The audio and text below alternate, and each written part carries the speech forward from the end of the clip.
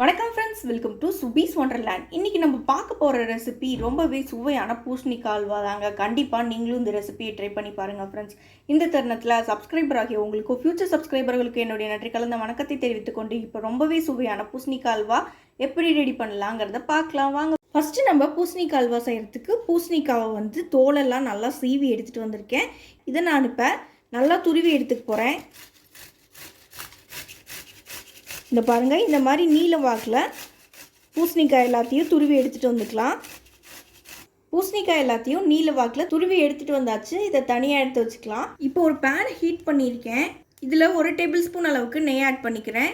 இப்போ நெய் நல்லா மெல்ட் ஆகி வந்துடுச்சு. இப்போ நான் ஒரு 15 முந்திரியை இந்த நெய்யில் போட்டு வறுத்து எடுத்துக்க போகிறேன்.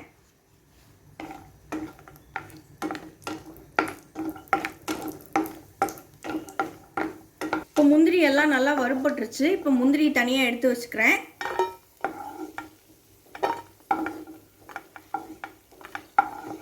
இப்போ இதே பேனில் இன்னும் ஒரு 1/2 டேபிள் ஸ்பூன் அளவுக்கு நெய் ஆட் பண்ணிக்கிறேன்.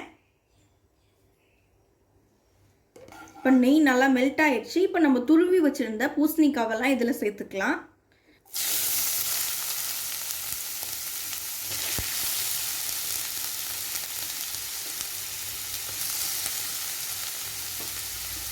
இப்போ இந்த பூசணிக்காயை நல்லா வதக்கி விட்டுக்குவோம். இந்த நெய்யிலேயே இந்த பூசணிக்காய் ஒரு 6லேருந்து 7 நிமிஷம் வரைக்கும் நல்லா வதங்கி வரணும்.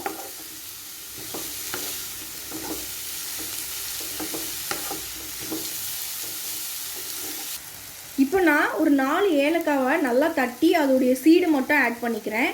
நீங்கள் ஏலக்காய் தூள் இருந்தால் கூட அதை சேர்த்துக்கோங்க.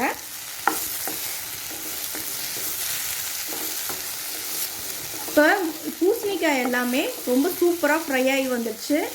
கலர் நல்லா சேஞ்ச் ஆகி வந்திருக்கு. இப்போ இது கூட நம்ம சர்க்கரை சேர்த்துக்குவோம். இன்றைக்கி நான் ஒரு 1/2 கப் சர்க்கரை சேர்த்துக்கிறேன். நீங்கள் உங்கள் அளவுக்கு தகுந்த மாதிரி சர்க்கரை பார்த்து ஆட் பண்ணிக்கோங்க. இப்போ இந்த சர்க்கரை இந்த பூசணிக்காயோட நல்லா ஸ்டிக்காகி ஒரு கெட்டி பதம் வந்ததுக்கப்புறமா நம்ம ஃப்ளேம் ஆஃப் பண்ணிக்கலாம். அது வரைக்கும் நல்லா வதக்கி விட்டுக்குவோம். நம்ம வெள்ளை சர்க்கரைக்கு பதிலாக நாட்டு சர்க்கரை கூட நீங்கள் ஆட் பண்ணிக்கலாம். அதுவும் நல்லா டேஸ்ட்டாக இருக்கும். இப்போ பாருங்கள், சர்க்கரையோட பாகெல்லாம் நல்லா பிடிச்சு இந்த பூசணிக்காய் அல்வா நல்லா கெட்டியாகி வந்துடுச்சு. இப்போ இந்த ஸ்டேஜ் வந்ததுக்கப்புறமா ஒரு 1/2 டேபிள் ஸ்பூன் அளவுக்கு நெய் ஆட் பண்ணிக்கிறேன்.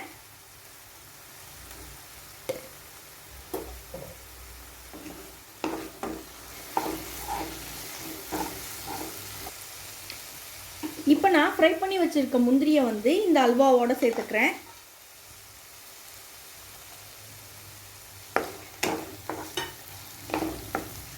நல்லா மிக்ஸ் பண்ணிக்கலாம்.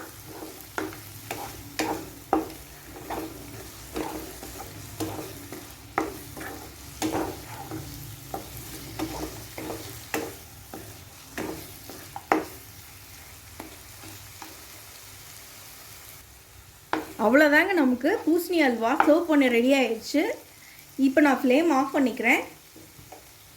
இப்போ சுவையான பூசணிக்காய் அல்வா சூப்பராக ரெடி ஆயிடுச்சு ஃப்ரெண்ட்ஸ். கண்டிப்பாக நீங்களும் இந்த ரெசிபியை ட்ரை பண்ணி பார்த்துட்டு உங்கள் கருத்துக்களை கமெண்ட் பாக்ஸில் தெரிவிங்க ஃப்ரெண்ட்ஸ். இந்த ரெசிபி உங்களுக்கு பிடிச்சிட்டா எங்கள் சேனல் லைக் பண்ணுங்கள், ஷேர் பண்ணுங்கள், சப்ஸ்கிரைப் பண்ணுங்கள். உங்கள் கருத்துக்களை கமெண்ட் பண்ணுங்கள். மீண்டும் இன்னொரு நல்ல ரெசிபியோட உங்களை மீட் பண்ணுறேன். அதுவரை உங்களிடமிருந்து விடைபெறுவது சுபீஸ் ஒண்டர்லேண்ட். தேங்க்யூ.